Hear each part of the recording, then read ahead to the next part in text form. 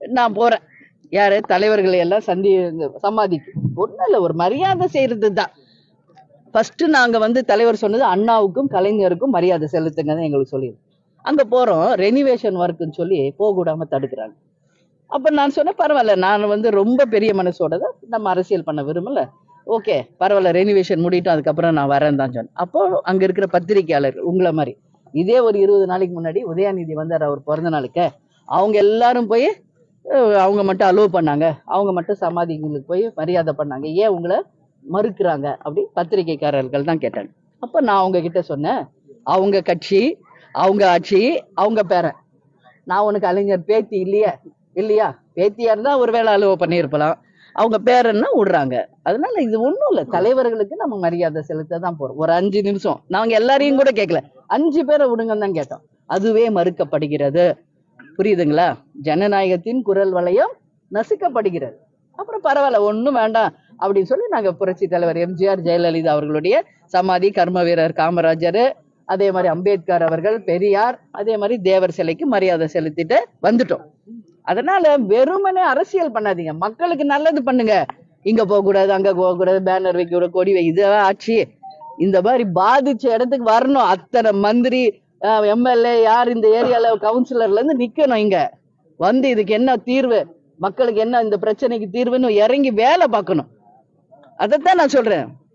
இப்போ கேப்டன் கிட்ட எல்லாம் இந்த ஆட்சி இருந்தா வேட்டியை மடிச்சுக்கிட்டு இறங்கி இருப்பாரு, கடலுக்குள்ள இறங்கி இருப்பாரு தலைவர். உண்மையை நான் சொல்றேன், மாற்று கருத்தே கிடையாது. அப்போ கேப்டனை இழந்தது யார்? நம்ம தமிழ்நாடும் தமிழக மக்கள் தான், வேற யாருமே கிடையாது. இன்னைக்கு எந்த பிரச்சனை வரட்டுமே ஒரு பணத்தை கொடுத்து வாய் அடைச்சிடுறேன். பெண்களுக்கு 1000 ரூபாய் நாங்க முதல்ல எல்லாருக்குன்னாங்க, அப்புறம் தகுதி வாய்ந்தவங்களுக்குன்றாங்க. அதுக்கப்புறம் என்ன சொல்றீங்க, இன்னைக்கு மழை வெள்ளத்துல பாதிச்சு உடனே 6000ன்றாங்க. வெறும் 6000 ரூபாய் என்ன வரும்? ஒரு ஃப்ரிட்ஜ் வாங்க முடியுமா? ஒரு கிரைண்டர் வாங்க முடியுமா? ஒரு ஸ்கூட்டர் வாங்க முடியுமா? என்ன வாங்க முடியும்? எல்லா உடைமைகளையும் நம்ம மக்கள் இழந்துட்டாங்க இந்த மழையில. நான் போய் பார்த்தேன் நேரடியா, ஒரு வீட்டுக்குள்ளேயும். அவங்க ஏதோ குருவி சேர்த்தாப்புல ஒரு டிவி, ஃப்ரிட்ஜு, ஒரு கிரைண்டர், மிக்சி எல்லாம் மழையில மூழ்கி பீரோல வச்ச புடவை, காசு எல்லாம் போச்சு. இவங்க கொடுக்குற 6000 என்ன பண்ண முடியும்? ஒரு கிரைண்டர் கூட வாங்க முடியாது, ஒரு டிவி கூட வாங்க முடியாது. அதனால நான் என்ன சொல்றேன், இந்த வெறும் பணத்தை கொடுத்து வாய் அடைக்கிறத விட்டுட்டு நிரந்தரமாக தீர்வு கொடுங்க தமிழக மக்களுக்கு. ஏதோ சுதந்திரம் வாங்கி 75 வருஷம் ஆயிடுச்சு, என்ன இங்க டெவலப்மெண்ட் நம்ம பார்த்து நிக்கிறோம்?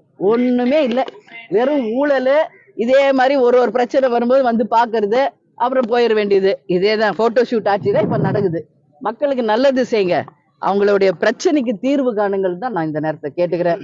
ஆனால் தேமுதிக உறுதியாக உங்களுக்கு துணை நிற்கும். இங்க இருக்கிற மீனவர்களுக்கு நியாயம் கிடைக்கிற வரைக்கும் நாங்க விட மாட்டோம். இப்ப நான் சொல்லிட்டு போறேன், இன்னொரு 1 வாரத்துக்குள்ள உங்களுக்கு தீர்வு வந்தா பார்ப்போம், இல்லைன்னா ஒரு மிகப்பெரிய முற்றுகை போராட்டம் தேமுதிக சார்பாக இங்கு நடத்தப்படும். ஒட்டுமொத்த சென்ட்ரல் அண்ட் ஸ்டேட் கவர்மெண்ட்டுடைய கவனத்தை நாங்கள் இங்க கொண்டு வருவோங்கிறத இந்த நேரத்துல உங்களுக்கு நான் சொல்றேன். இங்க இருக்கிற மீனவர்கள் பாதுகாப்பா இருங்க, கொரோனா பரவிக்கிட்டு இருக்கு, இன்னைக்கு சுத்தம் சுகாதாரம் இல்லை, நீங்க எல்லாரும் ஹெல்த் நல்லா பாத்துக்கணும். அதனால நிச்சயம் உங்களுக்காக நாங்கள் சென்ட்ரல்லையும் பேசுவோம், ஸ்டேட்டு கிட்டையும் பேசுவோம், உங்களுக்கு உரிய நியாயம் கிடைக்கணும்னு சொல்லி இந்த